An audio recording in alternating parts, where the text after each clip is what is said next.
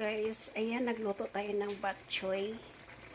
Nilagyan ko po siya ng shell at yung liver ng pork. Tsaka giniling. So, ito po yun ay miswa. So, ayan, yummy po yan. Yummy, yummy. Sarap oh.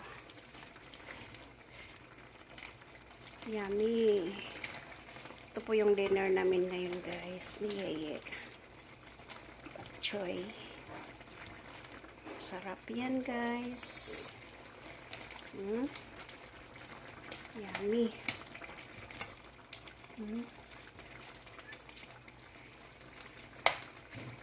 Ito yung paborito ng mga Chinese guys, miswa.